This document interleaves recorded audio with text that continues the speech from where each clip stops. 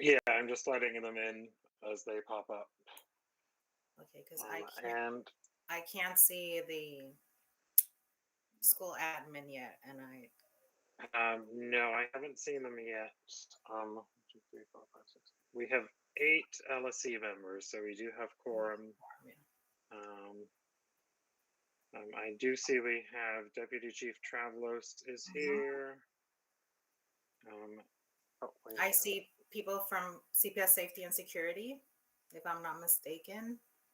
Yes.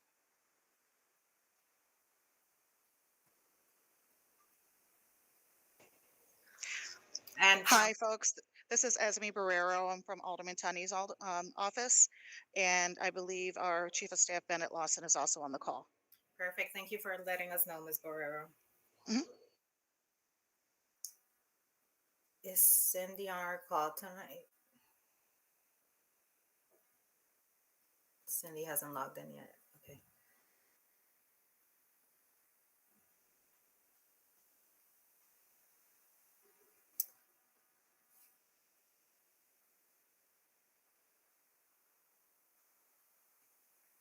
Okay, Sarah, before we start, can I ask you to take notes until Cindy logs in, please?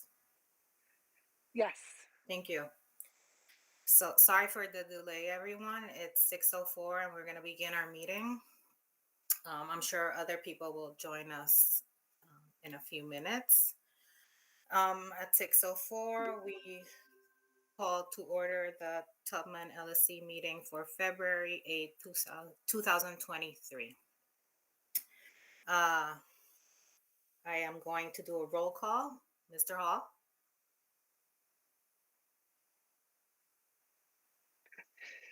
Nicholas Hall, teacher rep.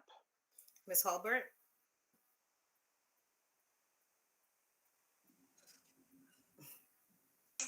Ms. Holbert, teacher rep. Lori? Lori Viets, parent rep. Cynthia? Cynthia Chernoff, parent rep. Cindy? Cindy texted that she's trying to get in. Oh, okay. So if anybody sees her, let her in. Thank you, Lori. Yep. Cynthia? Oh, yeah. Cynthia? Sorry, my computer's doing mysterious things. Cynthia Chernoff, parent rep. Robert? Rob Dagnew, community rep.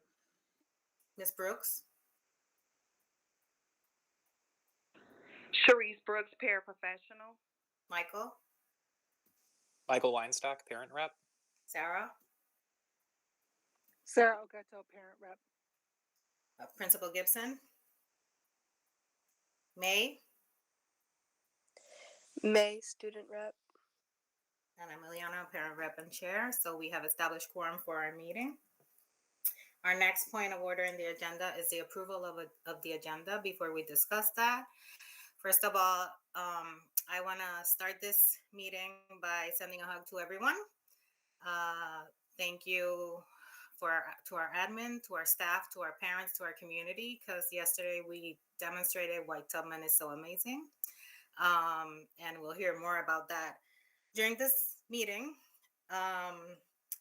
We are supposed to have a regular LSC meeting tonight, but we have decided to use this space to talk, obviously, and debrief about the incident that our school faced and our children and staff and families faced yesterday. So I am going to motion to amend our agenda to add a point to discuss and debrief about the incident and to have public participation spaces. That would be my motion. I second your motion, Eliana, for the adjustment of the LSC agenda. Any discussion? Robert? Just to confirm, this would be the only agenda item, and then any other agenda items would be moved away from today. Correct, Robert. There's going to be a second motion I'm going to present regarding that, but those would be the only points addressed in this meeting. Any other discussion? We vote. Mr. Hall? Yes. Ms. Holbert, Yes. Lori, Yes. Cynthia, Yes. I don't know, Cindy. I don't know if she's in. Robert, Yes. Ms. Brooks, Yes. Michael, Yes. Sarah, Yes. Principal Gibson, May, Yes. and it's a yes from me too, so the motion passes. Our agenda is established for the night. I'm going to present a second motion to transfer our regular meeting and the agenda that was established originally for today to have our regular LSC meeting next Wednesday, February 15 at the same time. I'll second the motion. Any discussion?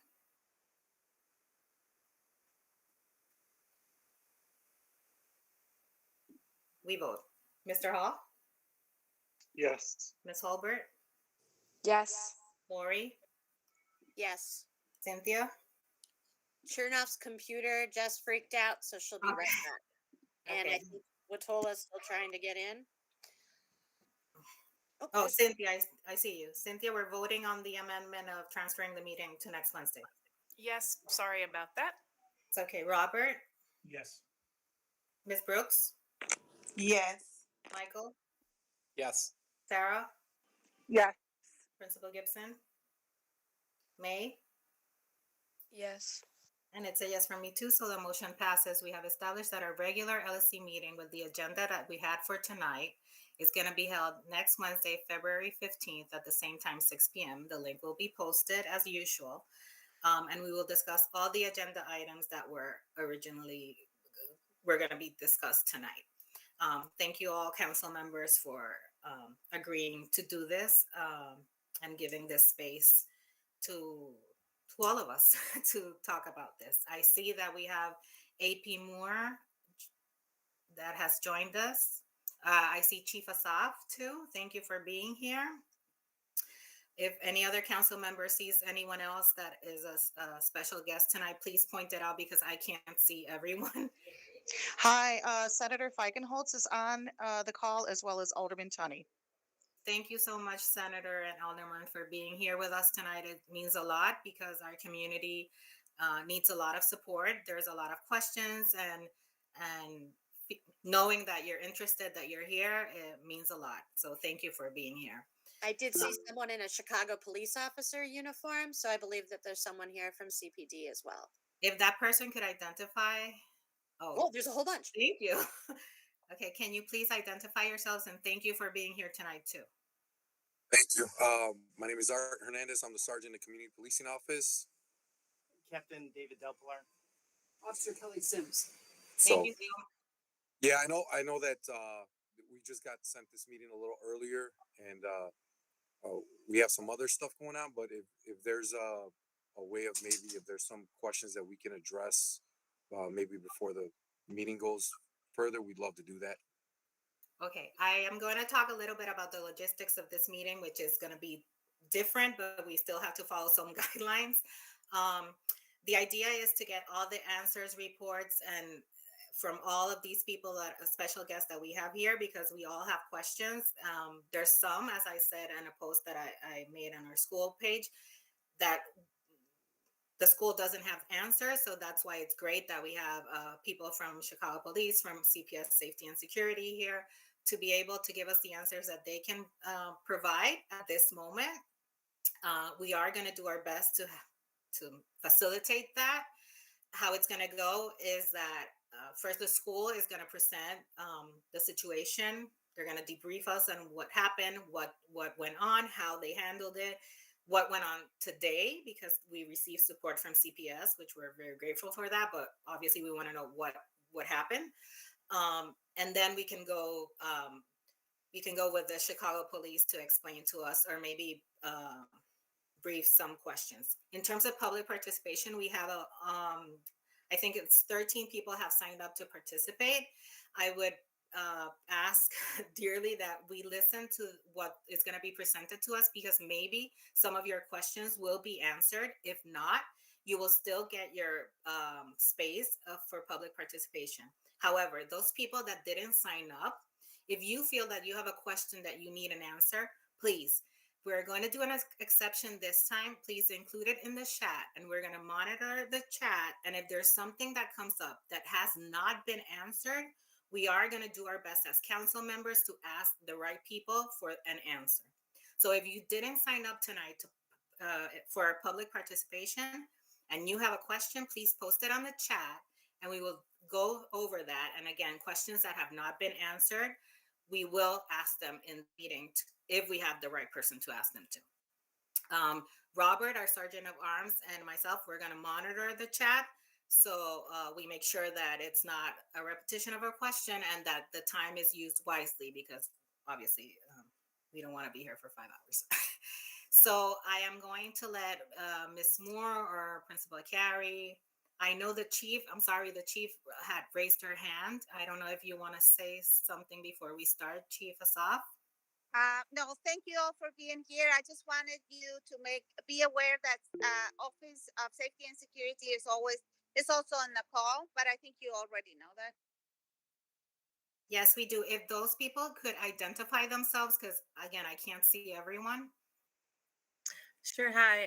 Good evening, everyone. My name is Maria Venegas, and I am a network safety manager for safety and security here in CPS. And I oversee and support Tubman Elementary. On the call here, I'll kick it over to Claudia to introduce herself. Thank you, Ms. Venegas. Thank you, Maria. Hi, good evening, everyone. My name is Claudia Ovalle. As Maria said, I am her network safety specialist. Tubman is also one of my schools. So thank you. Thank you for being here with us tonight. So now we go to our school admin to talk to us about the incident. So I see AP Moore. I don't know if Principal Carey's here, but AP Moore. Hi, AP Moore.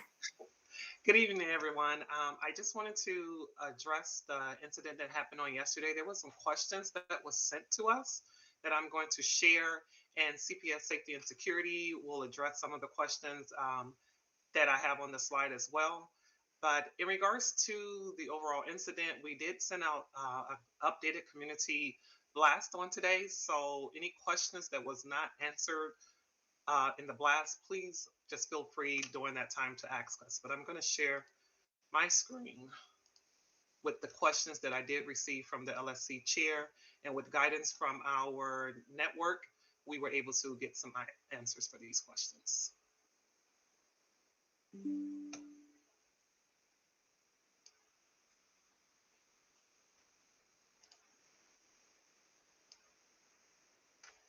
So this was the first question, how the events transpired. And we received guidance from CPS Safety and Security. So if Claudia want to do any elaboration on this question. Did you want me to just kind of go over it, or were you going to read? I want to make sure. Sure, you can go over it because it's pretty much the same thing. Yeah, so I'll just kind of read it off and then just kind of go off of that. So at approximately 1:55, the school received information from CPD that there was police activity in the area. So they immediately notified administration. They put the school on the lockdown. At that time, or around the same time, my office was notified, so we were already en route to further support the school. Unfortunately, there was not a lot of information at that time, so it was just kind of like getting to the school to kind of further support. As we got there, we started to receive the approval for how we were going to dismiss for at the end of the day. So we were going to dismiss through, I believe it's door 4, so the south end of the building. So we kind of try to do it as quickly, safely, and not have everybody kind of bundled up and going outside. So we tried to do it as staggered as we could. That's when all students were reunited with their families, and kids that were kind of waiting for parents, we had them in a secure area, and as parents arrived, we continued to reunite them. After we had that approval, we moved the remaining students to a different location, which was Alcott Elementary. And so we were moved there, and communication was being sent out, as kind of we were going through the motions of everything. Thank you. And then the next question, what support did the school get from CPD during the event? As Claudia shared, this As you know, whenever there's an incident within the school, we are to contact our network chief and then CPS safety and security. So we followed all those protocols. And as you can see from the response, CPD was on the scene, and pretty much we were following their guidance from that point, along with CPS safety and security.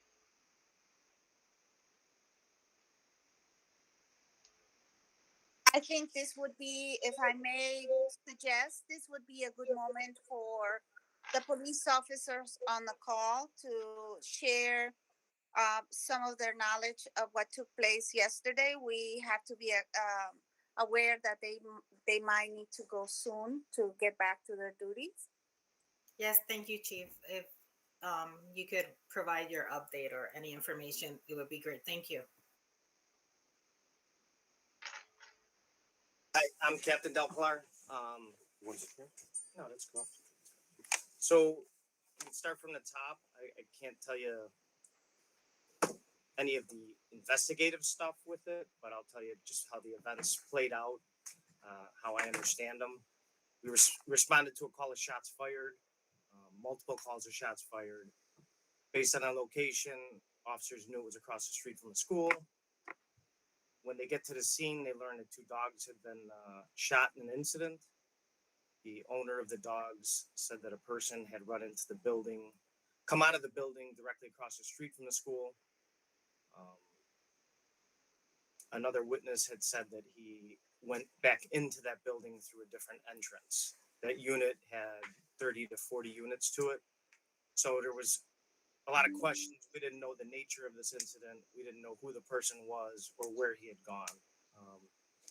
That's when Sergeant Hernandez, responding officer, Sergeant Hernandez called safety and security immediately. He responded to the scene with 2 officers. A beat officer was in the school, and then as the event unfolded, they coordinated to make sure that the children were released through the south exit on the Wolfram side, not facing the building in question. As the event went more and more, we had the idea that it was not an active shooter necessarily, but somebody in his residence, and that it was more of a specific incident, not somebody shooting wildly. But as it turned out, 2 unleashed dogs had come at the person. The person felt threatened by those dogs and fired 3 rounds in defense of himself. The person is a concealed carry holder, FOID, everything was active and valid, and gave statements similar to that. SWAT was called in the initial phases when we didn't know exactly what was going on. That's why there was such a big police presence. We had to make sure that obviously the block was secure, the school was safe, everybody was safe. So I know we inconvenienced a lot of neighbors nearby. I know we inconvenienced some of the teachers and some of the students in pickup, and we apologize for that. I have 2 elementary age students. I understand everybody's concern. So as things went on, it was learned exactly what had happened, or we heard 2 sides of what happened exactly. There was no arrest made at this time. Based on the available information, there was a detective on scene. SWAT was on scene. The on-call incident commander that responds to major incidents of this nature was on scene, and he was directing stuff. So our job was just to make sure that the neighborhood was secure, safe while they conducted the investigation, and then that was basically how it was resolved. Yeah. One thing I can say real quick is that I'm fortunate to actually know Maria Venegas. So we've had contact prior to this incident. So I have her direct number. I was actually sitting here when I heard the call come out over the radio. I knew it was across the street from the school. So as soon as I heard that, I immediately gave her a phone call. She said, yeah, I've already talked to the school. So they already had the ball rolling. CPS safety and security seemed like they already had it in motion. I wanted to reach out to her personally because I knew that it involved the school. And again, like the captain said, I also have school age children. So I wanted to make my way out there. I want to make sure that the kids were safe. And at the end of the day, although we did have a lot of resources out there, it's for the safety of the community.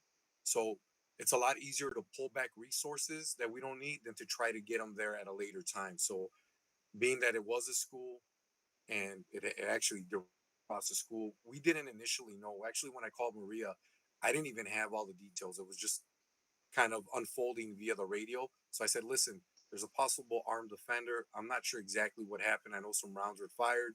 Let the school know. I'm on my way there. I'm taking some officers. Officers were already on scene, but initially we always do that just because we'd rather have all the resources there. We can always pull and peel back if we don't need it. This incident was contained. We knew that this individual was not running around loose because that would have changed the dynamic of scene, right? Because then we wouldn't be releasing students. I would have said, hey, don't do that because we're actively searching for a possible suspect. We knew that this person was contained. We had a perimeter established at that point. We had officers at every exits and entrances. So we knew that it was contained and we had enough resources to deal with that in the event something were to happen. So that's kind of what unfolded. And like the captain stated, that initially we didn't know. Then after hearing both stories and speaking to the witnesses, that's what transpired. Two dogs were unfortunately shot, but he gave a statement. The owner of the dog also gave a statement, and the decisions were made based on the facts at that time. So I hope that kind of clears up a little bit. But again, we're here for some questions. If anybody has any, I'm more than happy to answer them. I have a question, and I'm going to use the privilege as a chair. I actually have two, but maybe you can answer both of them. I am aware that there are laws regarding the use of weapons and shooting and that nearby schools. Does that come under a self-defense allegation? Because our worry and our concern is that this person alleges that he felt threatened, and I was not there, so I can't say. But is this person, with all his permits and everything he has, should we be concerned in terms of like if he becomes unhinged in another situation with children, with noise, with a traffic jam in a school? Is that something that should be of concerns for our families and our community? And particularly, does the self-defense come over the fact that this was done in school perimeters because it's like right across the street? There was they looked at all angles. There was no statute that was violated that they could find. There's no, if there was a way to arrest him, I think that the officers that we would have. It just based on the totality of the circumstances, there's no law I know of that he wasn't on school property with the weapon. It was in the alley across the street. I don't know of any law that was violated in that point. Had he been firing more recklessly and indiscriminately in the direction of the school, I think that could have been something that they would have looked at. I personally, I don't like that the gun was fired that close to a school, but the investigators were on scene after talking to all involved parties and witnesses. That was a determination. Yeah, and I think at this point, it's somewhat unsettling, right? As a parent, as as a teacher, I think everybody kind of feels the same way that this happened so close, and something should have come of this, and not that something will not come of this either. Um, you have to understand there's a lot of people out here with concealed carry license and permits. So not just this individual. This is not necessarily like some random act or a targeted act per se. This is an isolated incident that occurred. Unfortunately, it occurred across the street from the school. But based on what was there, the information was gathered. Case reports were completed. That doesn't mean that this person cannot be charged at a later time either. Um, that's always a possibility as the detectives gather more information, review video surveillance, just like any other scene. There's times where we may arrest somebody or not arrest somebody for, let's say, a shooting or whatever other crime or robbery. That doesn't mean that they won't be charged at a later time.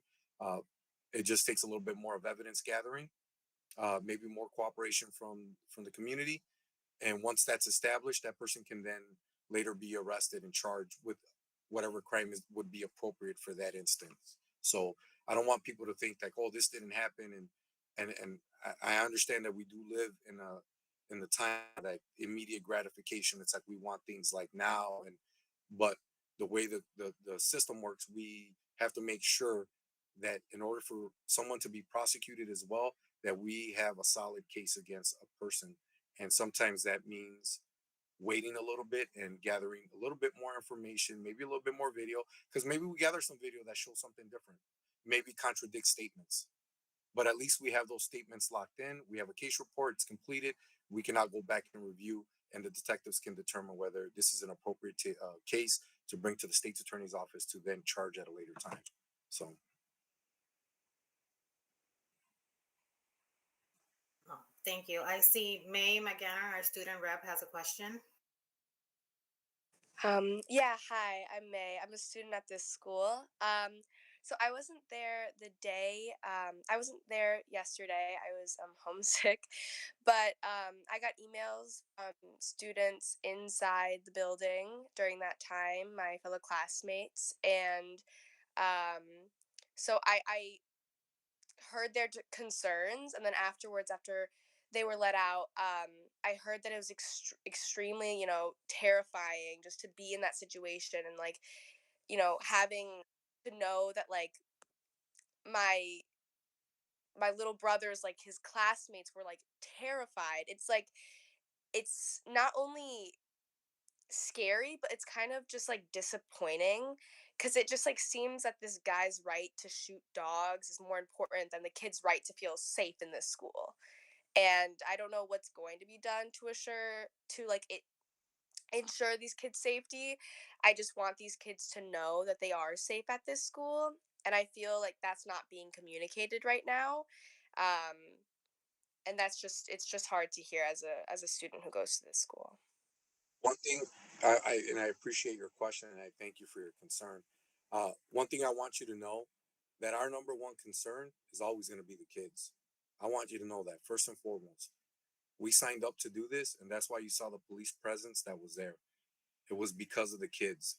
And I know it might be, and I know the kids are scared because my kids would be scared too. Um, it's a terrifying situation, right? Uh, but I want you and the students to know that we will always be there for you, and whatever resources that we had, a lot of people work overtime, stay late. We're always going to sacrifice to make sure that you're going to be safe. And if that means having 100 officers out there to look for somebody, that's what we're going to have. So tell your friends that we'll always keep you guys safe. We're always going to do that. And that's why we were there for you. And I know that it's tough for the terrifying part. And we actually want to go speak to you guys Friday to kind of answer some questions for the kids, because the kids do need to hear from us. And I think they need to know that they're protected and they should have a safe space for themselves and not have to feel like they're scared to go to school. So, and if I can do something to help with that, I'm definitely going to do that. Thank you, Lori. I want to thank you for coming. I was happy when I saw you pop up in the screen. And you're going to see in the chat, and I know that Ileana has just stated it very clearly. When we're talking about how to make these kids safe, I do want it known that maybe you don't know that the owner of the dogs is a Tubman family. So my son also has the added weight of the fear and trauma of yesterday, but then knowing that it was his classmate's dog that was assassinated right there on the street. And how do we tell the kids that they are safe? Yes, you were all there, but they've all learned, and what's being said on the news, and I appreciate you saying that there may still be charges, but the news is very clearly saying right now, oh, he had a card, he was justified, it's his word against hers, there will be no charges. And how do you explain to children that we are living in a world that if you have a card, you were allowed to shoot a puppy and a dog because you feel threatened? How are they to know? And think about this before you speak to the kids on Friday, that some child, if a ball goes over the fence, and I know I'm being, maybe I sound like I'm being ridiculous, but this is a human being who felt threatened by two dogs in front of a school in Lakeview, pulled out a gun that he was carrying and shot them. So how are these kids and parents supposed to know that this man is safe, and how are you going to make them feel safe knowing that we live in a world where the police are not allowed to arrest somebody for something like that? That we don't get to question this man's mental health, because while we're all not professionals, we all have our opinions. How do we make parents and children feel safe that this kind of action is actually legal? And a 5-hour SWAT team helicopter, so somebody shot the dogs legally, but then could barricade himself, according to the news, or hide in his apartment and didn't notice that there were helicopters and a SWAT team and 300 traumatized children out front. So I'm just curious, maybe I'm just saying a statement and there's not much you can say to that, but I just wanted it to be known. And again, to acknowledge that this is a Tubman family that was also impacted in such a violent and horrifying way. No, listen, I appreciate, trust me, I appreciate the question. I saw the owner of the dogs. I was there when she was there. I saw the blood on her shoes. I saw her little girls come out. So I was feeling the same hurt that they were feeling. I have dogs of my own. I have kids of my own. So trust me, just because I have this badge on doesn't make me inhuman. So every concern that you have, I feel too. What I can't say is I can't speak for the media, and they're going to say what they want to say. I have no control of what they put out there. And you all know, you watch the news. And so I'm going to leave that part at that, because I'm not going to get into that portion of it. But we also have to work within legal parameters, and that doesn't necessarily make kids feel safe. So you're completely right. I have to figure out a way where we can somehow bring that in. And I'm by no means am I an expert, but uh, we still have to work within the legal parameters. We still have to follow the laws, uphold the Constitution. And I'm not a legislator. I don't write laws. I enforce the laws. That's my job. And the officers that were on scene, the supervisors that were on scene, they, trust me, they were there for hours, taking everything into consideration. They worked all the angles, look at what they could and couldn't do. And the decision was made at the time. That's what they came up with. And again, just because the media says that somebody can't be charged, is not charged right, doesn't mean they're not going to be charged at a later time. So I know that maybe didn't answer your question. I'm sorry, but No, it was knowing, I think I feel personally just feel a little like I am taking a breath. And when we're talking about I saw on the note that the police will be coming in to talk to the kids. I think it would be important for us to think of ways that we can actually empower our children. And maybe it's Moms Demand Gun Sense, maybe there's other activist groups that we bring in, because the police have their role and their limitations as to what they can do. But I hope that as a community, we are seeking out ways where kids can make a positive effect on this, where they can take this fear and all of the rage and sadness that they're feeling and actually put it to work, and to change laws and things like that, so that we don't feel like we live in the Wild West, because I don't have the wardrobe for that. So I would just hope that we can think about ways to really have you work with us, and also with activist groups, and ways that we can start to empower these kids to take back their own feelings of safety. So. Absolutely. And I agree with you. I think this is a community effort. I'm in community policing, so I'm always pushing that. I think as society as a whole, uh, we have to work together to come up with solutions, and that's why we're in this meeting, right? If we didn't care of what people had to say, and we could have said we're not going, and hey, we did what we did, and there's nothing else to be said. I think that we do want to work with the community. I do agree with you. I think we do have to find better ways. Like I said, I'm no expert by any means, but hey, I'm here to work with anyone, and if there's something I can do for the kids, I'm gonna be there. Is You it can call me in. possible to put your contact information? Is it okay Yeah, if parents reach out yeah, to you directly? So maybe yeah. you can put that in the chat, just that way, if parents have questions for you. You have been great, and I really appreciate you coming. And I think that would just help people. Just having that contact helps sometimes.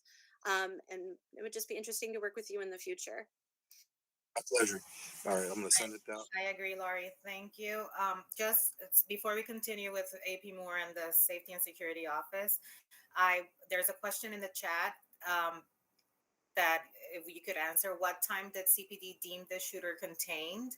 This is a question asked because why was the SWAT arriving as I was driving away from the school with my children? So do you have an answer to that?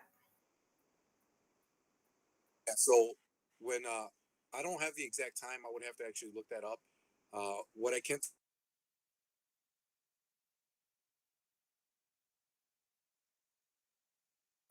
You're muted, officer. Sorry about that. He's laughing.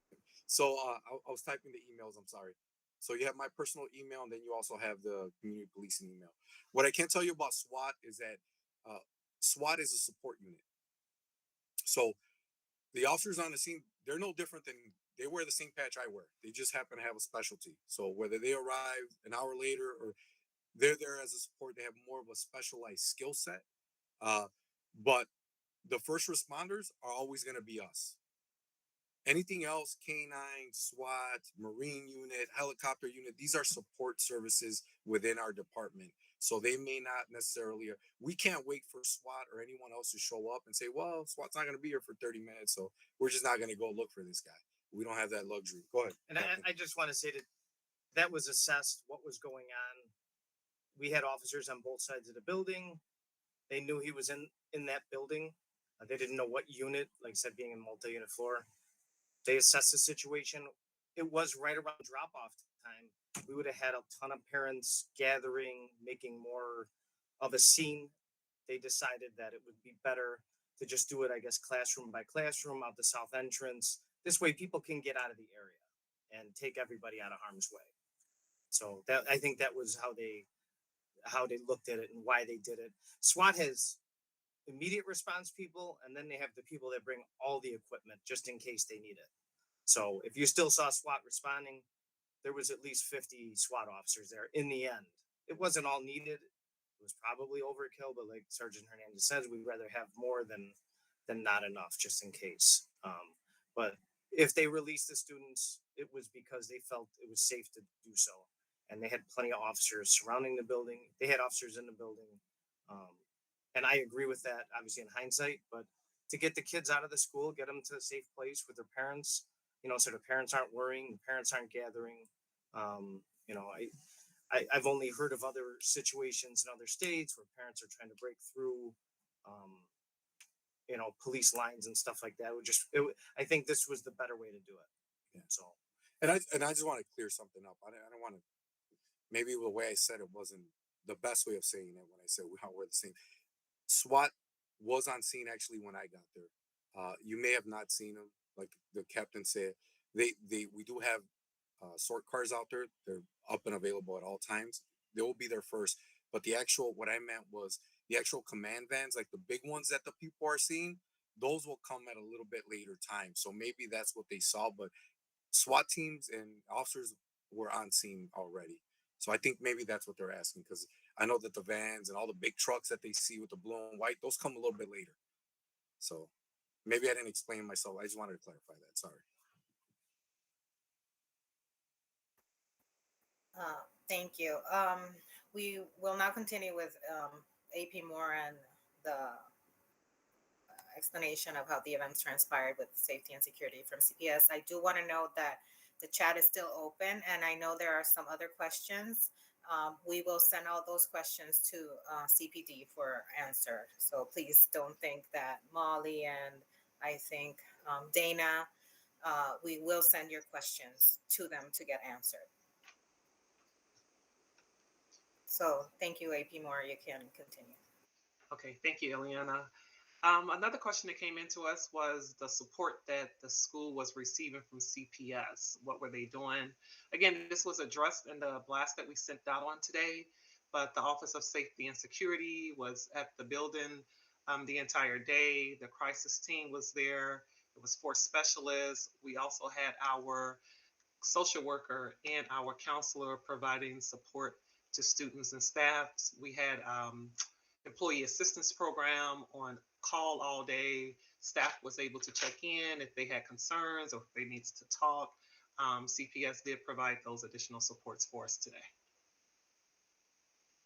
As well as we had our network chief in the building the entire day, and she actually had check-ins with staff members as well who had concerns and questions.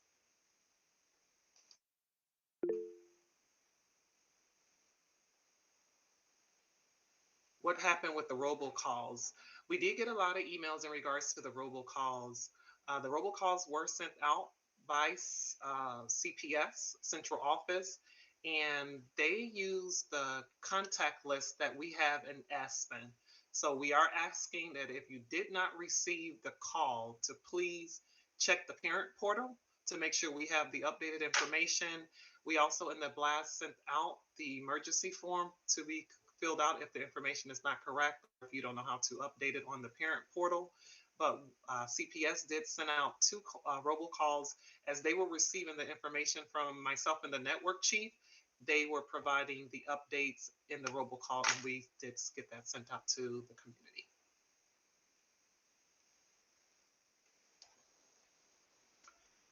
The next question is, any future actions, items, or initiatives?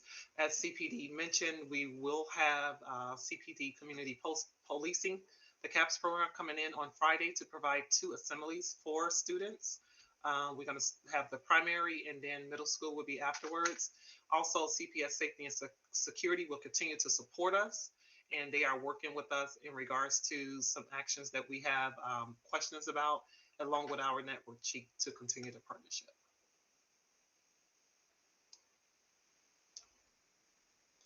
What is the protocol if kids are outside during recess when something like this happen? Are the Right at School people aware of what they have?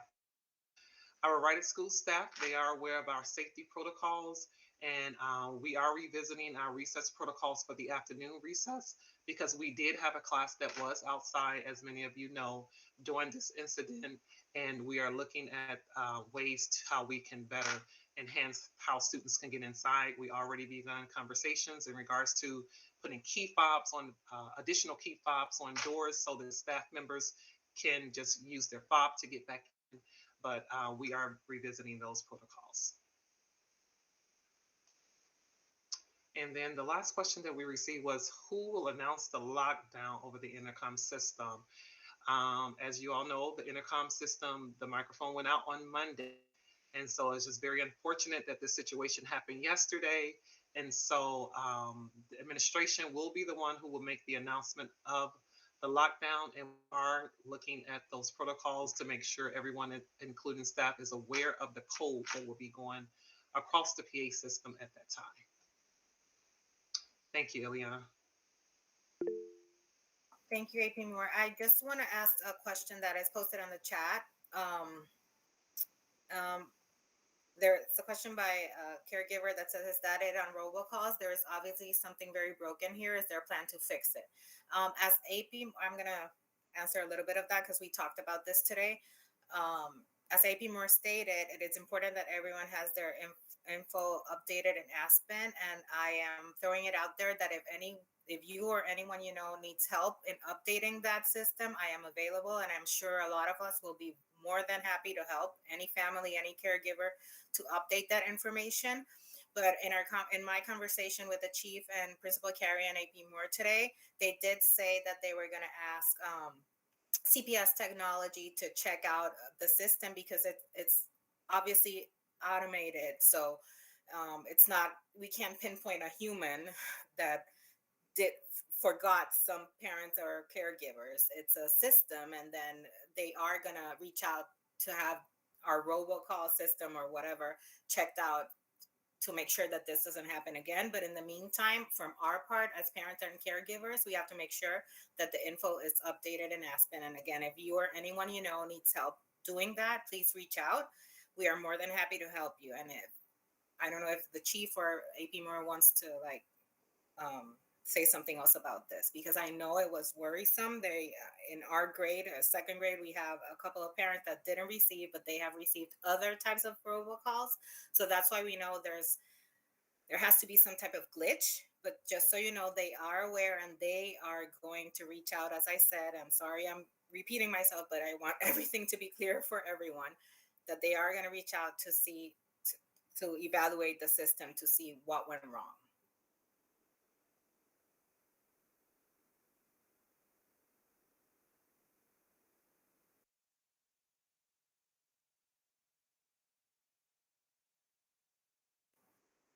Lori?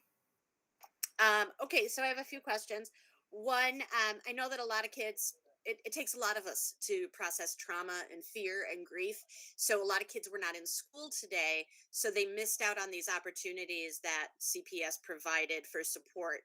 And I think that it's going to be a process for kids to get through this. Will these kind of opportunities be available going forward for the immediate, just the immediate future, or for the kids who are coming back to school tomorrow or Friday? My second question around there will also be, Friday is the day that you're having these safety things. I do know that there is a field trip for at least for 8th grade, and then there's also a middle school dance. How will those safety things, do they have to happen on the day where the kids are actually getting to do something joyful? But I understand if us scheduling and you wanted to do it immediately, it's kind of a weird time to do it. Will parents or caregivers be allowed to attend these so that we can also understand what is being explained to our children and help them process it?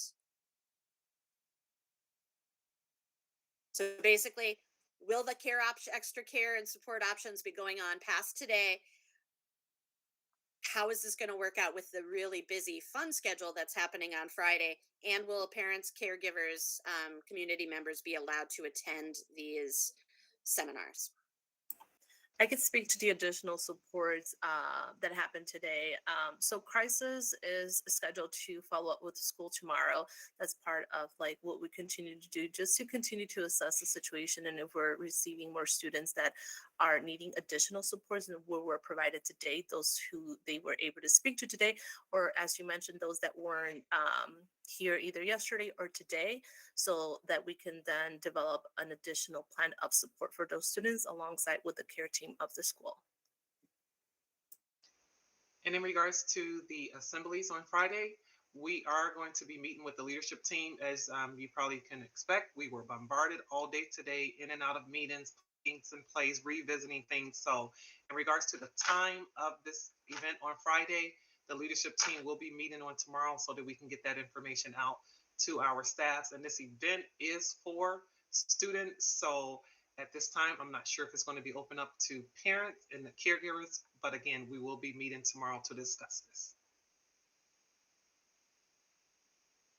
Thank you. I just want to say, I think that judging from the amount of parents who came to this meeting and who are going to watch the recording, we need to help our kids process this.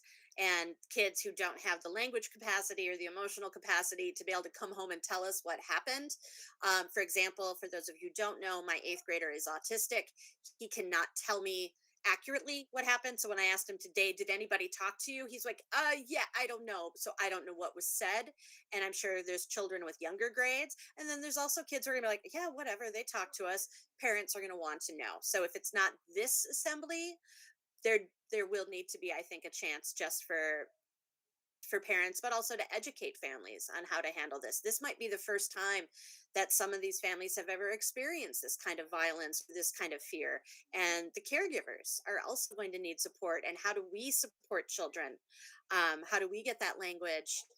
And how do we help them feel empowered working their way through this? And I think that's a big picture that's going to need to be addressed. And it just won't be a police officer came and said it was fine.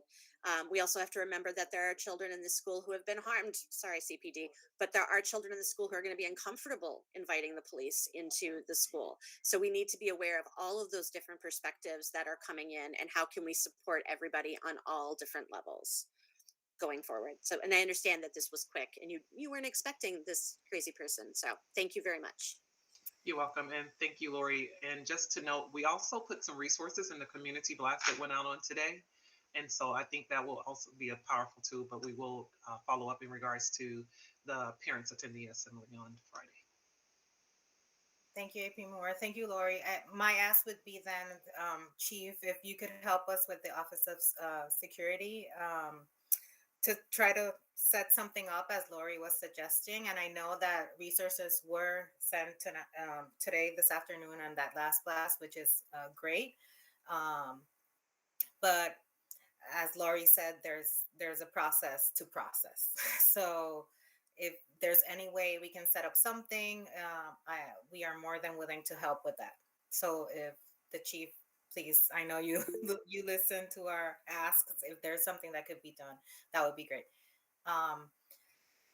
Yes, Lori. it's me again.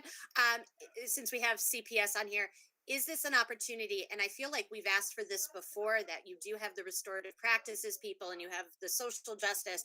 You have really strong departments in Chicago public schools that people don't always know about and don't have access to.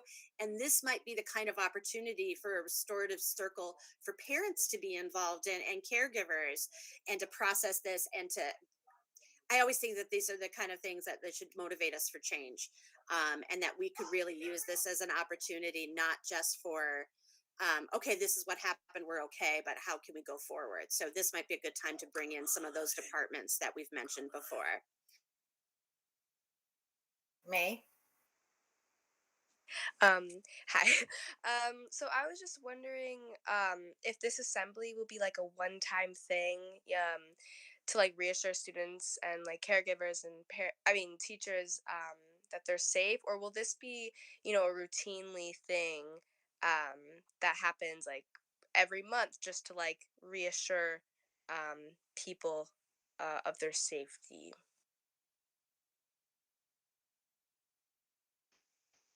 Due to the events that happened on yesterday, I think it's very it's important for us to have this event at this time.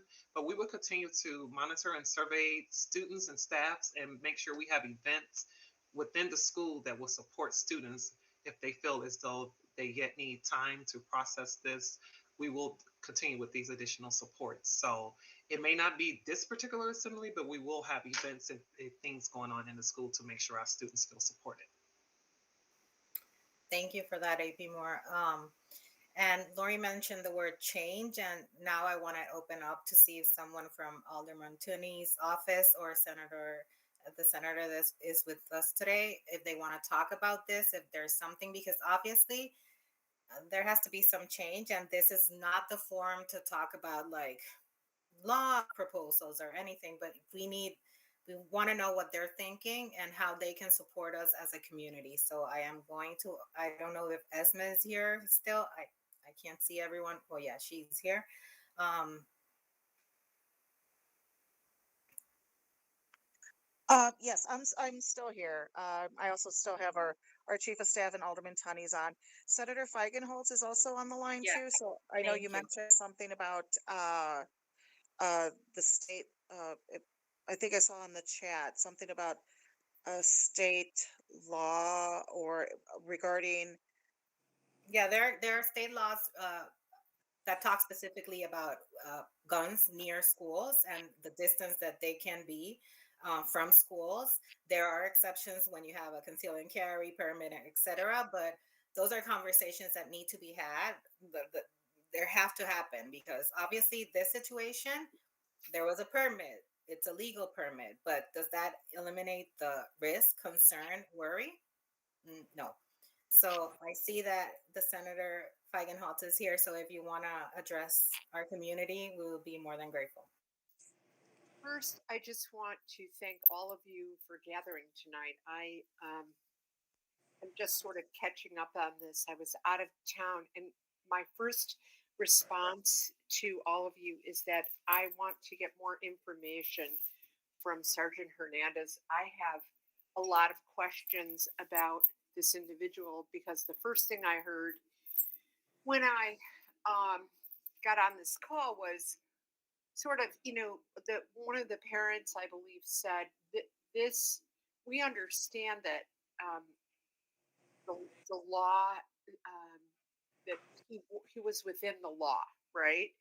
But what we didn't hear is the second part of that question. We didn't hear an answer, which was, are we safe? And so I really want to know a little bit more about this person. I too think that it's a little concerning that he would shoot two dogs, and so I need more information.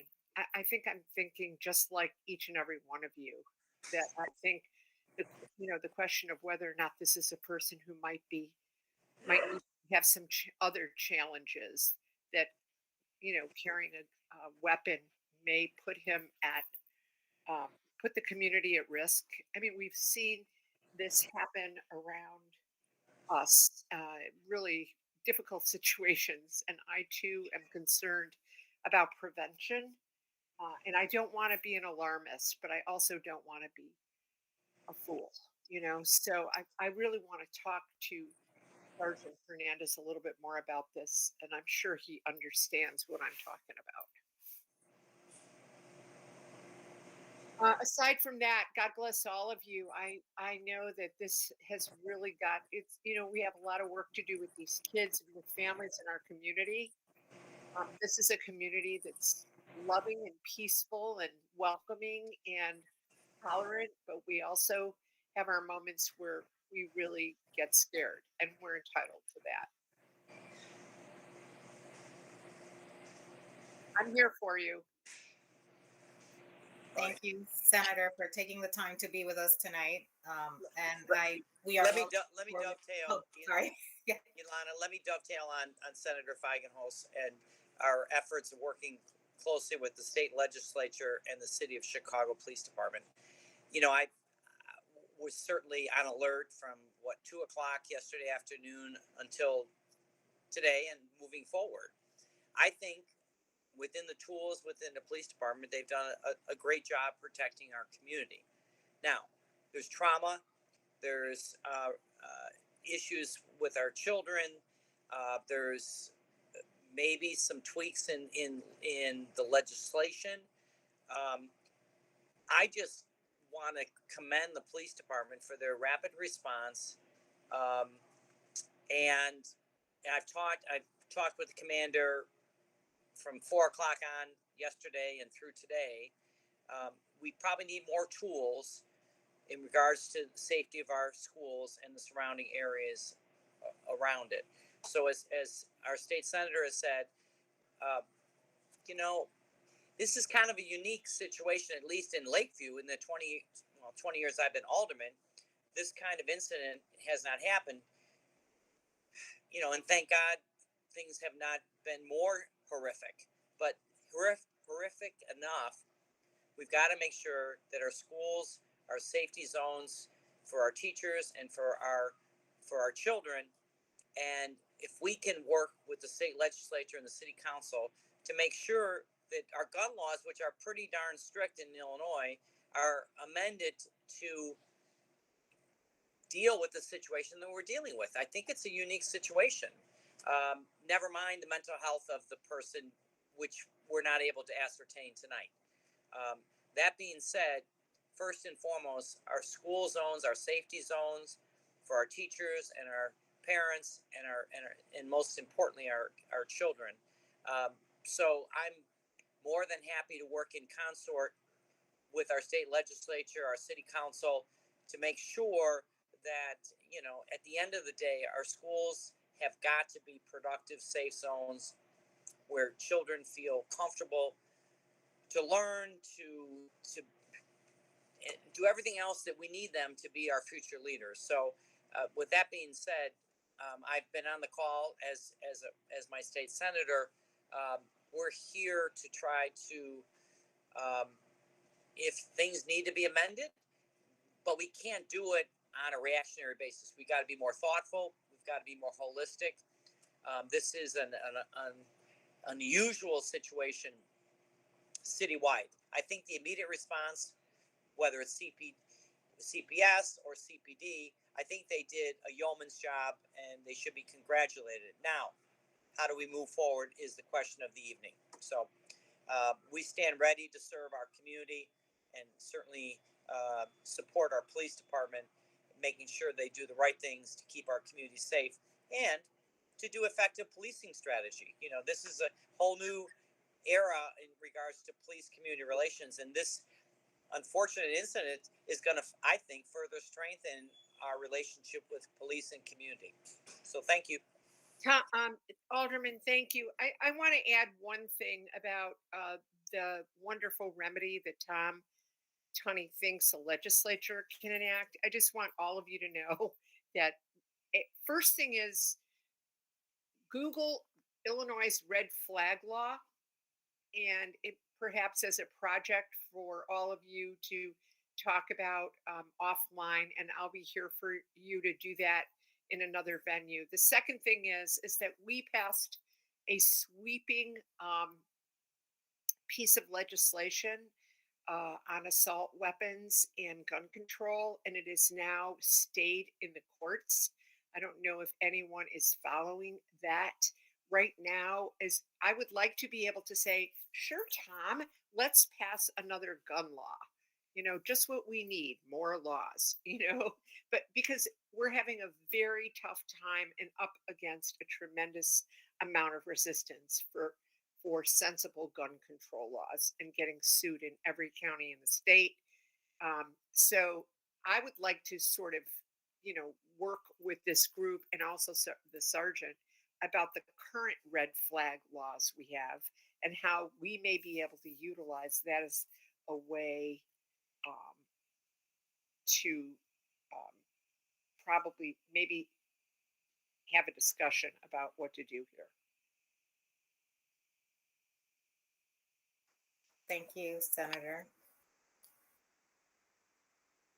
I don't, before we start with our public participation part, is there anything else from Ms. Ovadio or Ms. Venegas that you want to share with our community? Absolutely. I just want to echo the message too that Sergeant Hernandez shared.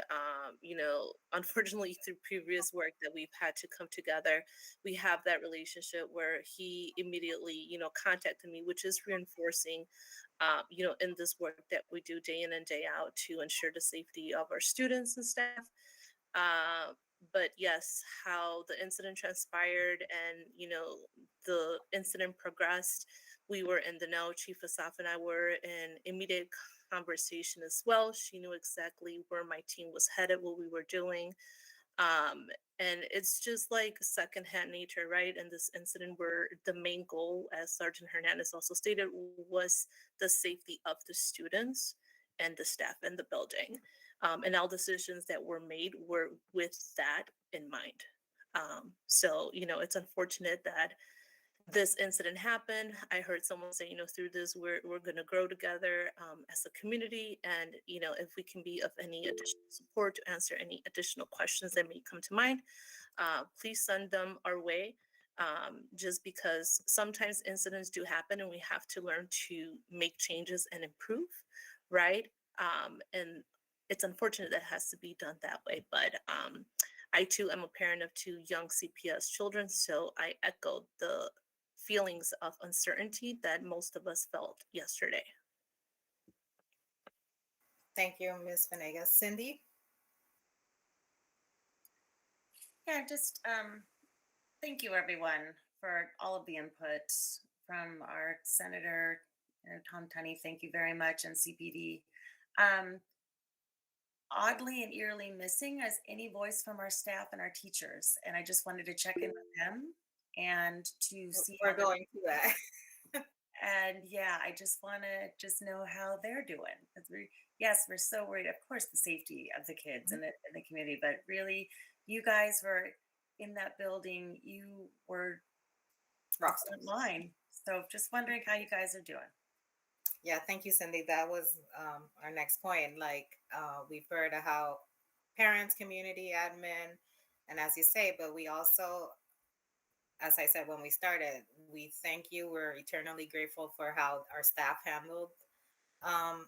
Everyone I've talked to has said that their kids have felt obviously scared, but safe. My kids were very calm. They're younger, but I can't thank you enough as a parent, as LSC chair, as a community member. So yes, we want to hear from you guys. I don't know if it's through our staff rep here at the LSC. So I see Mr. Hall has his hand up, and then Ms. Holbert. But any other staff that wants to say something, feel free to use the chat and we can open it up before opening public participation. Thank you, Eliana. Thank you, Cindy. You must have read my mind. I was just telling Emily I did want to share just, being on the inside yesterday, how things are going today. I will say, I just want to first thank, our administration, the whole CPS team, Chicago Public, the CPD, everyone for being there yesterday, for supporting us through this, at least in my time at this school, first time this has ever not been a drill. And so thank you for that. I will say the atmosphere today, I don't think any of the staff members really knew what we were going to walk into today. I think a lot of the comments I was hearing from other staff members were that the kids today were, for the most part, acting the way they typically do, which was just great to hear and that feeling. We had most of the students in the school today. I know some stayed home, understandably, but it was just, we got to celebrate the 100th day of the school year. That was very exciting for especially the primary students. And then, of course, having all that support, additional support today that's already been mentioned before.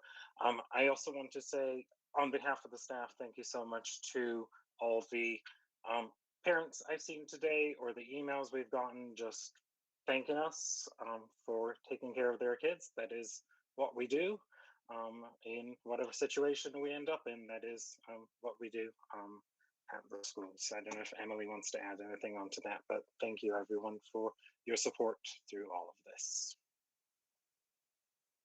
Thank you, Mr. Hall. Ms. Holbert? Well, it's hard to follow that, Nick. Anyways, I just want to give a special shout out to AP Moore and Chief Asaf because they also sent an email to all the staff today that they were available in their office and really stick true to their open door policy. I saw the email and it was my prep, and I went down and we just had a conversation about some things that transpired and how I was feeling. And they were just really opening and supportive. So a special shout out to the administration and the chief for being there and available for the staff. And echo what Nick said about the parents, a lot of parent emails. I know to the primary team and others, and we appreciate your support in return. And yeah, being a primary teacher was the 100th day of school, and most of the kids were very energetic. And so we allowed some time and space to talk about it.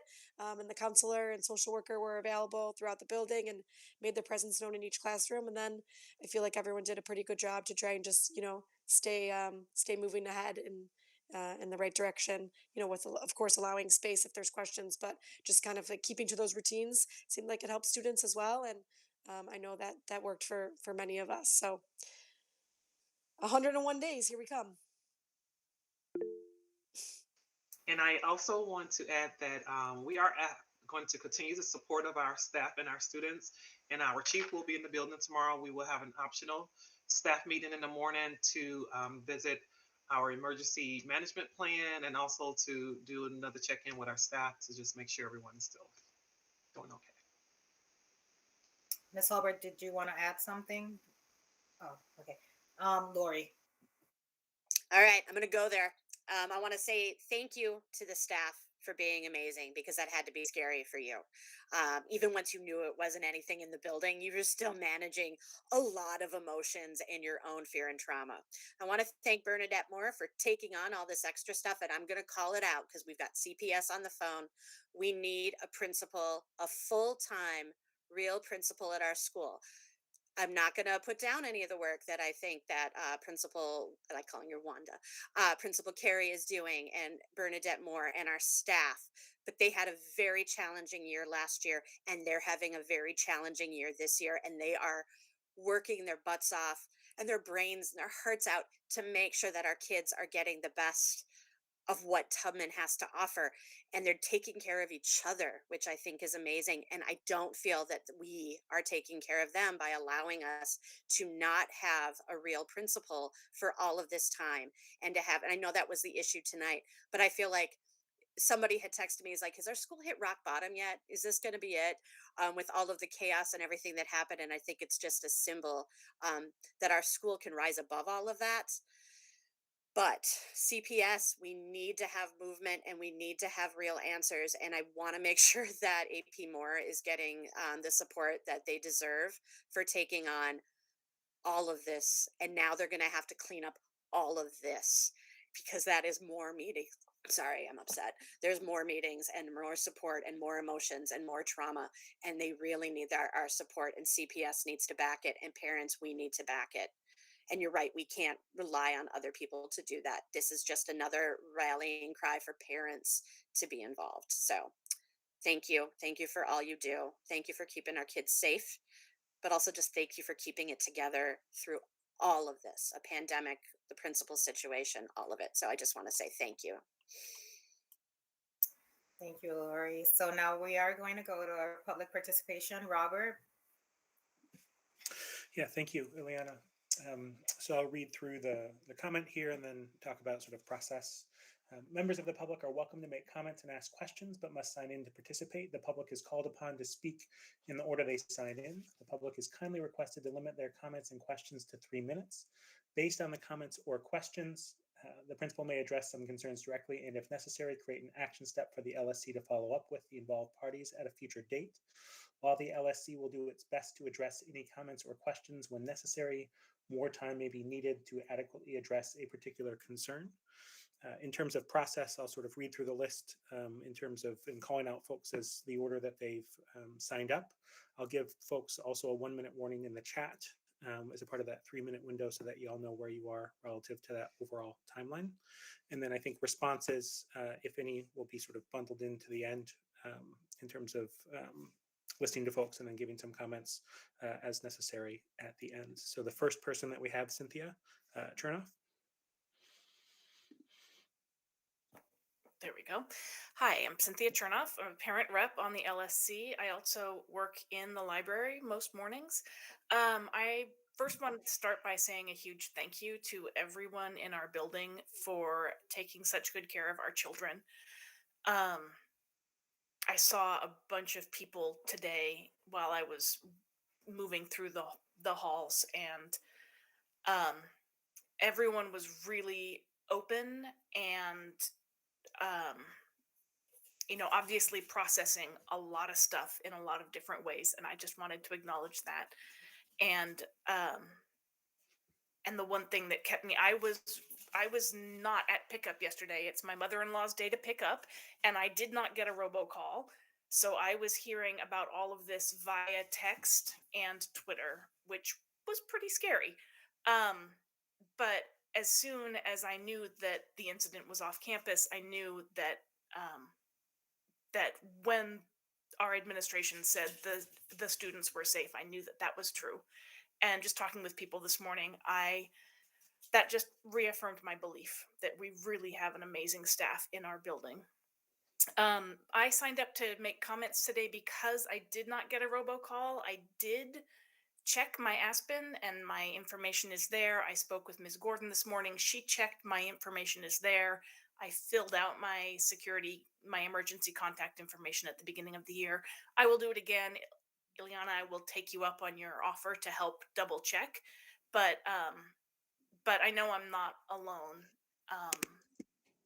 And so I just want to make sure that if there is a system-wide glitch, that that gets taken care of, because I get robocalls about snow days and things like that. So again, thank you to everyone here tonight, and especially our special guests. Thank you, Cynthia. Next up is Catherine Burton. Hello. As a teacher at a neighboring school, I experienced one of the most difficult moments of my life yesterday when my students asked me if the lockdown we were experiencing was a drill, and I had to look them in the eye and tell them that no, we were not in a drill.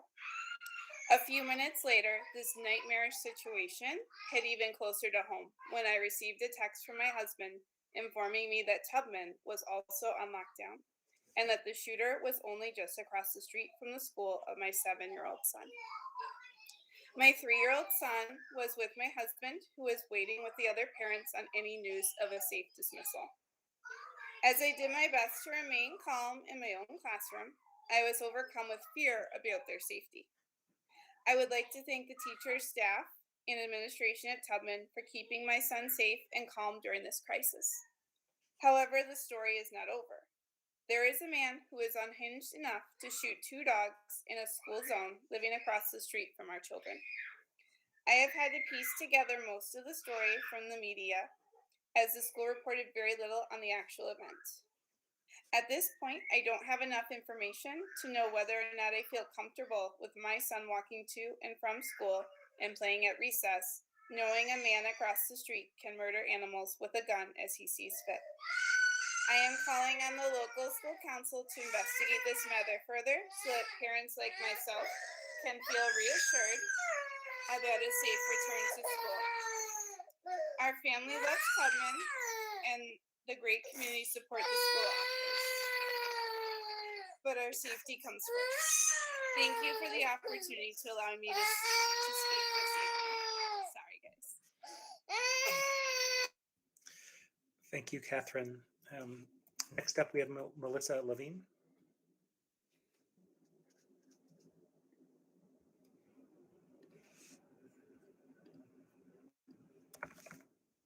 I don't see them in the chat, so I'm just going to move forward, or in the call, so I'm going to move forward to the next one.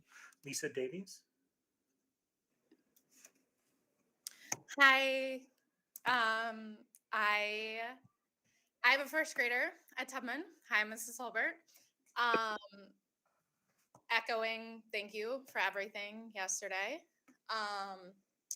I'm going to echo a lot of what has already been said, but I do think it's important to echo it because there are so many parents who feel and have experienced the same things. And just, I think the more that administration and everyone involved can hear it, I just know there are many voices who don't always attend these meetings or speak up. And so just want to echo everything that's been said. I did not get the robocall. It was terrifying. All my stuff is in Aspen. I turned in the form at the beginning of the year. I get other robocalls. So I think my concern and my question is, one, a lot of it is on CPS. So knowing that they're going to test it, just like having a firm, even date of here's the date we will follow up on this testing occurring. But then two, how does Tubman create some type of internal backup communication system? There's a lot of reliance on the Facebook groups and family group texts, but even just something a little bit more formal, because there are parents who aren't on Facebook, there are parents who aren't in the group texts. And I feel very lucky and privileged to have gotten the information that I did yesterday, but it was not through official channels. And that was scary. Echoing, I would love to know exactly what is being told in the debriefings and in the assemblies, even like a PowerPoint being sent home or like a cheat sheet, so that I could reinforce, tell if I want to tell something different, be able to have those conversations, because I know she has feelings and she doesn't want to talk about them. So being able to do that.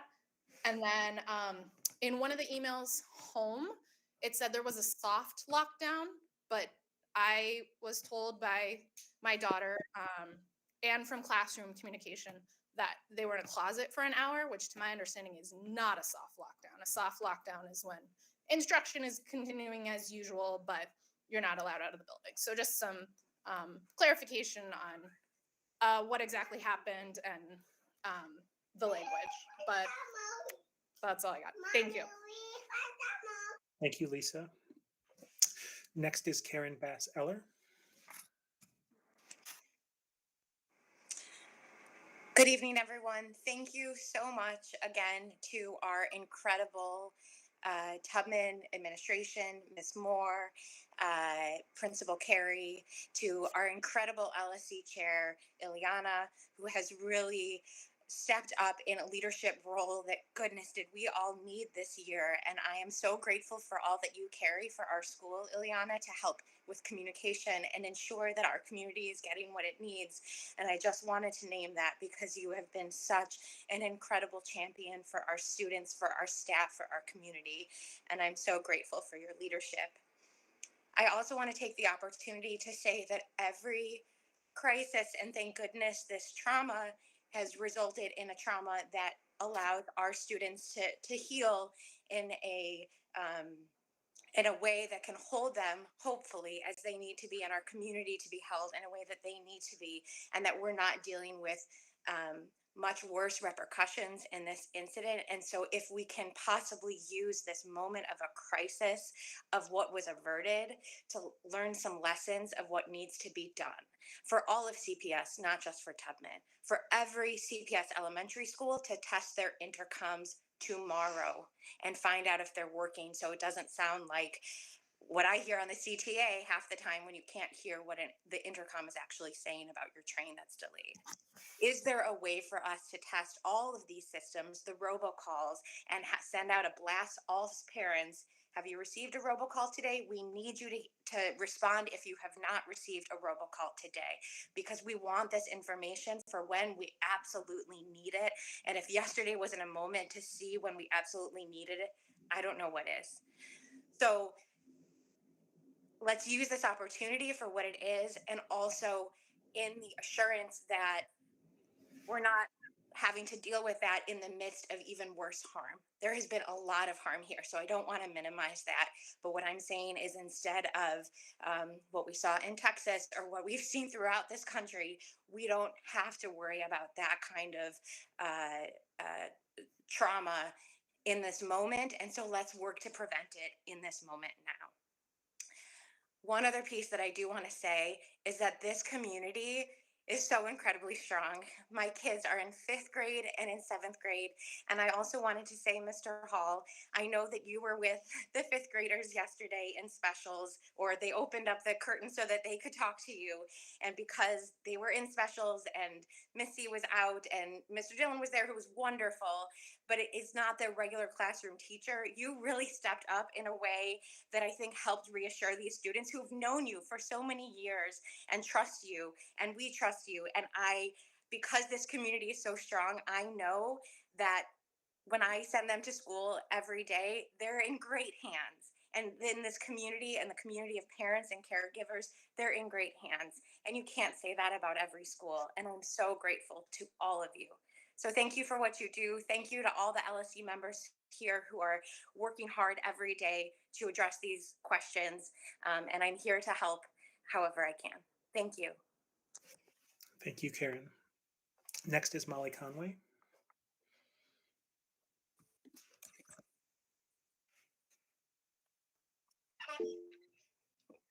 Hi, everyone. I'm going to try not to cry, but sorry, I blew it already.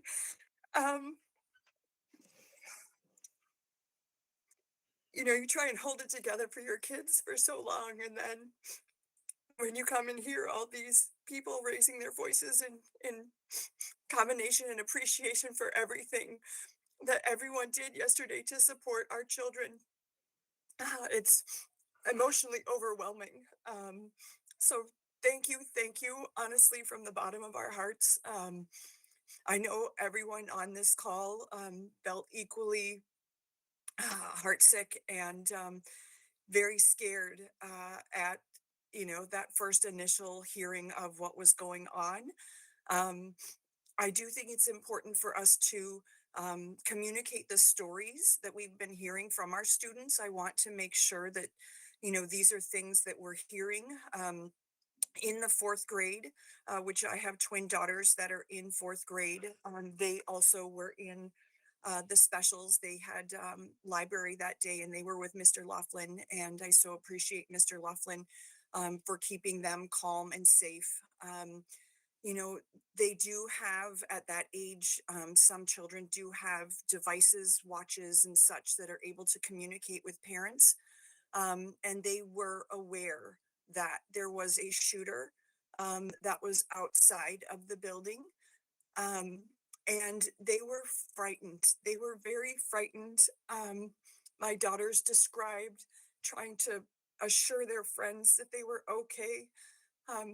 My one daughter has a bit of a cold and a cough, and her sister kept telling her to stop coughing. And so last night when she got home, she burst into tears and said, Maddie kept telling me to stop coughing, but I couldn't stop coughing. And Maddie said that she was very scared that the person would hear her sister coughing and hear them in the library and come to get them. And I say this because these emotions are running through our children. They're running through me. They're running through, I know, all of the staff. And I just want us to, as Karen so eloquently said, find a way to harness all of this emotion right now and to move forward. And if it's to help investigate a red flag law for this person that is living across the street in a way that we can, as a community, try and remove the gun from this particular person, then, sign me up to help rally whatever those needs are. So again, my endless gratitude to all of those in the building, to all of you on the call, to all of those in our community. And thank you to the special guests that we had on today as well. I am very much appreciative. Thank you. Thank you, Molly. Next up is Patty Linkoff. Hi, I'm not going to take a lot of time. I really echo everybody's statements. I'm not going to talk about what things went wrong, what went right. I'm going to talk about what went right. That's all I really want to say. I want to say a massive thank you to start first to this LSC for changing the agenda and really, you guys are all class acts. I really appreciate you making the change for today. It was the right move. Ileana, again, your leadership, I told you already today, so you know how I feel about you. I won't waste everybody's time on that. But the other thing I also just wanted to say is that, what I see and what I saw yesterday and what kind of has gotten me through this is just a bunch of brave rock stars. I don't know anything else to say. I mean, I saw, teachers shepherding kids out of the school really quickly and making sure that they had, their parent or caregiver to go home with. And, it was chaotic, but it was done very smoothly. And I think that our entire staff should be commended for every single thing that happened in that building yesterday, because this is not something anybody is used to. This was not a drill, and there was a lot of, I'm sure, fear from staff, and each staff member stepped up to the plate and was there for our children. And actually, to be honest, my son really didn't want to go back to school initially today, but after talking a lot about it last night, he realized he's safe. He's safe in the building because of the staff, AP Moore's leadership, Carrie, who's there. I just really wanted to say a massive thank you. I don't want to take up any more time because I'm sure there's other people that have a lot to say. So thank you again. Thank you, Patty. Next is Sandy Minea. Hi, everyone. I'm Sandy Monet. For those of you who don't know me, I have a first grader in the school. I primarily have echoing, so I am going to keep it short. But the biggest echo is to the school and the administration and the teachers for keeping our kids safe. For those of our public officials that are still on the call, this is the first time in living in this neighborhood in 8 years that I haven't felt safe. And other things have happened, they do, but it's the first time I haven't felt safe here, and it's really unsettling. Tubman teachers, Tubman staff, Tubman administration, I felt so safe with my kids inside of the school yesterday and today. Oh, Molly, I thought if you didn't cry, maybe I wouldn't, but I know it sounded earlier, AP Moore, like the PA system just went out on Monday. So I maybe don't need to share some of those concerns, but I was concerned, at least when I knew that it wasn't out, or that it wasn't working for everyone. So to the extent that that's an issue we need to stay on top of, I will say I was pleased to see in the communication that it's being addressed so quickly. I heard we don't even have a PA in the gym. If that can also be addressed, make sure that it's reaching everywhere, so that our teachers have the information that they need clearly. The internal communication is just as important as the external communication. I echo the concerns about the people not receiving robocalls. I did. My husband didn't. I was out of town. My husband was here, so there was a lot of back and forth. I'm grateful that that's being addressed as well. But both of those things, I think, go toward needing redundancies in place, needing multiple methods of communication, both from the school to the parents and the community, and also from the school to the teachers, the school inside. And so I don't know what that looks like, but I'm here to just say at least the start that I think we need to have some backups, some redundancies in place so that everybody knows what's going on and can be as safe as possible. And on that line of communication, I would just like to ask the school to continuously communicate with us on the progress of all of these things. We're all here raising them. And I know I, for one, would really like to see regular communication about the progress. Where are we with getting the PA system updated? Where are we with coming up with new communication plans? So that we can be assured that everything's happening. So thank you again to everybody. My kid felt safe yesterday. My kid felt cared for. I don't know how you guys did it, especially Miss Wallace, Miss Holbert. Like you kept our kids safe and in a way that they were kind of minimally affected, and I cannot appreciate it enough. Thank you all so much. Thank you, Sandy. Next is Julia Copeland. Hi there. I have a preschooler at Tubman. I signed up because I didn't get the robocall, but it seems like I'm in the majority there. My son goes to another school that's not part of CPS, and their way of communicating with us for alerts is by text. And I'm surprised that CPS doesn't have something like that, because how many times do we get an unknown number calling us that we don't answer, but a text message pops up on our phone? So I don't have a lot of faith in CPS for making changes in a fast manner, but putting it out there that is a possibility.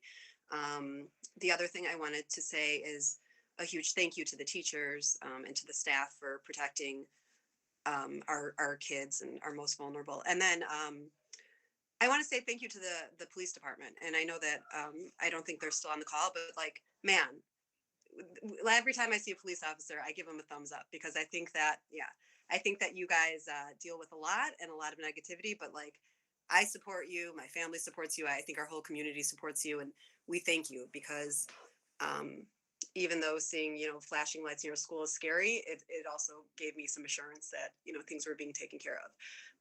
And then I'm going to say something controversial because I know my crowd, but how come our school, I don't believe, has a school what do they call it? School resource officer. I know that was very controversial a couple of years ago. They got rid of them. I'd love a cop to be in our school to take care of our kids. I don't know that that's a possibility. I don't know that the community would support that, but if anybody wants to rally behind that, I'll lead the charge, because I think that would be just an extra level of security for our children. I have a 4-year-old in the school. She's not protecting herself, and I know the teachers are there to protect her, but I would feel even more comfortable if there was a cop in the school as well. So thank you again for everyone. I'm glad that this turned out the way it did. I wish it never happened, but I'm glad that the ending was as happy as could be. So thank you. Thank you, Julia. Next is Allison McGannon. Hi, everybody. I'll be brief too. I appreciate everybody sharing their emotional experience. I randomly was lucky enough that both my kids were homesick yesterday. So one of those days where you're like, wow, what a day to not go to school. But my family was notified about this via students that were in lockdown communicating with my kids at home. So we were aware of it much quicker than we ended up getting the robocall. So I understand there's going to be a delay on that, and there's probably nothing you can do about that delay. But it is very concerning people didn't get the call. I live far away from the school, so if I did have to get there quickly, it would have been hard to do. And I don't, I live 40 minutes away, 35 minutes with good traffic. So I think that's an important thing. We have a lot of people from different neighborhoods in this school that would have a hard time getting there to greet their kids who needed their parents. Also, somebody mentioned text messages. CPS does have the capacity to do that. My oldest daughter's in high school at a CPS high school, and um, they do that. They text us. So I don't know, a robo text. I'm not sure what you would call it, but they do that regularly. And in fact, they do calls and texts and emails. And I think our community needs all of that. Our community, and I've been a part of it for many, many years, has always needed several times being told something, right? And in several ways.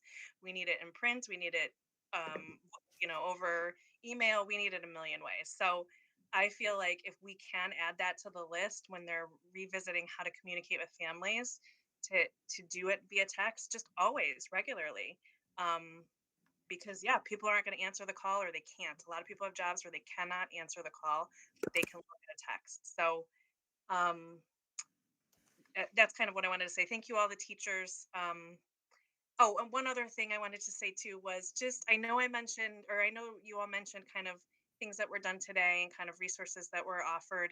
A lot of parents don't feel comfortable talking to their kids about these things because they don't think they're equipped. I'm a therapist, so I know parents sometimes feel like they're not equipped to talk about these things. So I do feel like if there's an ability to talk to classes about normal responses to trauma, that's not overstepping, because a lot of parents won't do that at home even though you've given them the resource to do it. I think it would be really helpful to kids to have that, let them know, educate them about normal responses to trauma. Thank you, Allison. Next up is Laura Franz. Hi, I just thought it was important to call in and just say thank you to the community, and thank you to the staff for being in the building. I'm really just want to express my sadness that you guys had to, the whole community had to experience that, and I wish you guys healing. So thanks. Thank you, Laura. Next is Charlotte Parisian. Hi. I just wanted to, I'll keep it quick. I just wanted to first say huge thank you to administration, AP Moore, Principal Carey, and this LSC for recognizing the need for this meeting tonight. I know you had a different one probably already planned, but you all know our community. You saw the need and you met it, and thank you, because I think a lot of us really needed this tonight. And then I know it's been said, but I can't say it enough. I just feel overwhelmed with gratitude for the Tubman administration and staff and teachers. Honestly, I would love nothing more than to have like an entire meeting where we share shout outs from the innumerable moments of strength, love, and comfort that took place in our school building yesterday, because I am overwhelmed by them. But I'll just say that as a parent of one of the most difficult parts of yesterday's incident is the fact that all of our students lost a bit of their innocence and childhood. They are likely going to carry the memories of yesterday with them forever. And I just hope that every single teacher and administrator and staff member at Tubman knows that you all are the bright heroes in all of this. Thank you to the police department, but just my heart is with the teachers and the staff and the administration, because my gosh, thank you. Thank you, Charlotte. And last up here is Dana Carmen. Hi, everybody. I just want to echo all the people that went before me in saying thank you so much to this LSC tonight for pivoting so quickly and changing this meeting into a safe space for us to share our concerns, and especially for coordinating our special guests this evening, especially the CPD. I found that really helpful. I'd also like to say thank you to the admin and staff who, elicited the exact response that they were supposed to, following all the protocols, keeping the kids safe and calm and warm and loved, and just really grateful for how well everything was handled inside the building yesterday. And, everybody probably already saw in the chat that I made a comment about my concerns as a community member regarding the actions of the person across the street from the school. And I already spoke to Senator Feigenholz's office today. I know she's already left the call. I spoke to Esme. Thank you so much also for joining the call tonight at Alderman Tunney's office. I'm happy to call anybody else that we think would be helpful in this regard, and definitely on board for helping research how to keep our community safer in the future. I just also like to echo the text sentiment. Because I live so close by to the school, I'm 2 blocks away. I was able to get over to the school very quickly. And also, as Allie mentioned, I was able to be here so early because her daughter and my daughter are close friends, and they were communicating. And so I was there on site when a lot of parents were coming up, confused and concerned, because some parents were arriving for pickup and were seeing the response by the police, and so they didn't know what was going on. They hadn't seen a Facebook post or anything, and so their concern was palpable. A few parents arrived in tears upon seeing the police officers, and so. I think a couple things. I know CPD is not on the call anymore, but I think one thing that would have been helpful would have been, if they could spare it, have an officer on that other corner, which would have been the south corner, to just kind of help assuage people's fears and answer their questions, as well as as people probably saw, the entire intersections were jammed. Parents couldn't even get close to the school with their vehicles, which I think was probably also causing a little bit of panic. And so again, it was an immediate situation. Nobody had done it before, so no criticism. Just standing there, I was seeing a lot of panic going on, and so just a note for the future. And then the last thing I just want to say is, in addition to wonderful response by admin and staff, I just want to shout out all your kids and mine.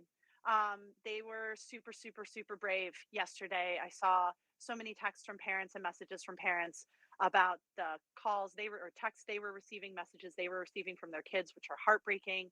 And these kiddos, living in these here times with these here kinds of drills is impossible. And they were remarkable yesterday too. So just a big hug and shout out to all our kids. They're awesome. Thank you. Thank you, Dana.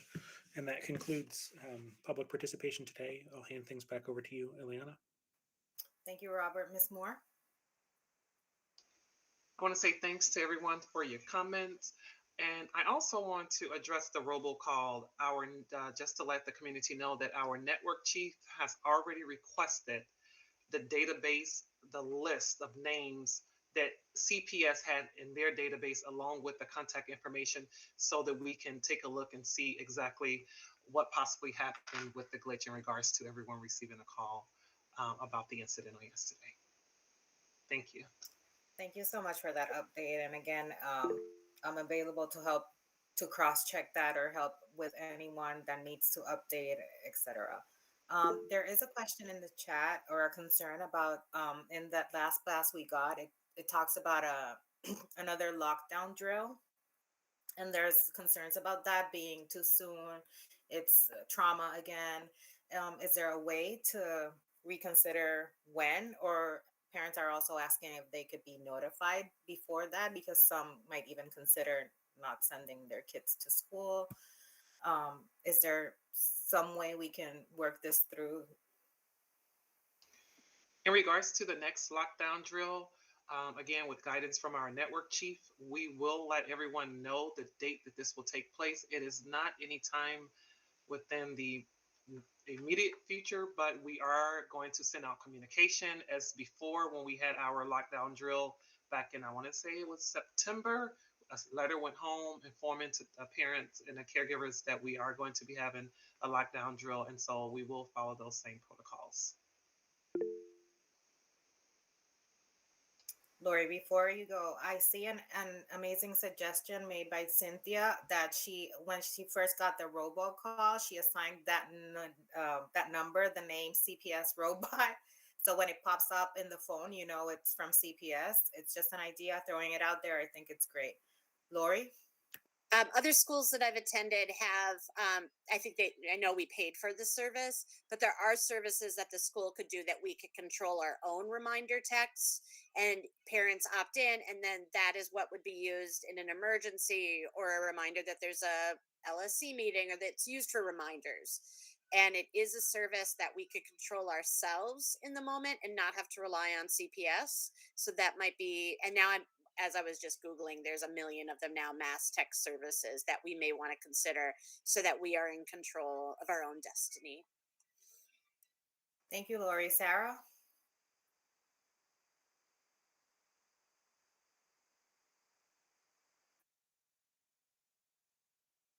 Sarah, you're muted. Thank you. I just wanted to echo the gratitude that was shared through public participation and from those who previously have had the chance to speak, CPD, CPS, Alderman, Senator, school admin, teachers, students, family, and community members. In addition to that, I also wanted to kind of highlight and echo once again what has been shared about how we can, really think about providing those supports for families, about how we can extend those conversations to kiddos at home. Really appreciate what was shared about trauma and how everyone's unique and different, but especially how children process that and some of the things that families can be mindful of, and having those kinds of courageous conversations with their kiddos. And then very grateful for the types of supports that have been accorded to our teachers and other adults in the school building, because we know that's needed. We need to have strong, healthy adults in our building, in our community, to have to raise and bring up the courageous and leaders that we're raising. And just wanted to kind of echo those sentiments and thank those who are bringing those resources to the forefront. Thank you, Sarah. Cindy? I just wanted, and I don't know if he is in attendance, but the kids really rely on Mr. Harris. They feel so safe with him. He provides this entity in the building that just, I don't know, they rely on him and they really look to him. And they wanted his voice on that PA system desperately. And I know that it was my son, Jack, but he said, Mom, it took a while before we heard Mr. Harris. But when we finally heard Mr. Harris, we felt like it was going to be okay.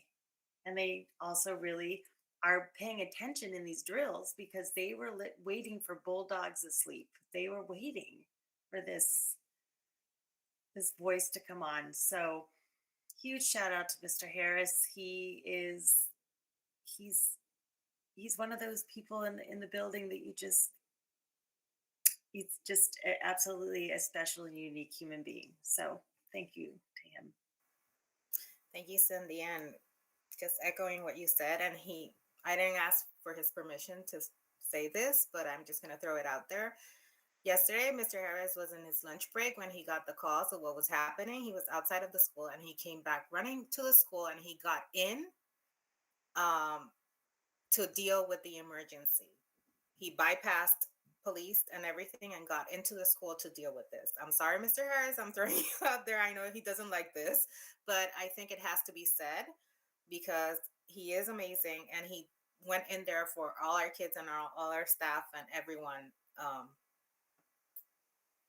not thinking about his safety, honestly, right in the middle of everything. So I wanted that to be on the record too.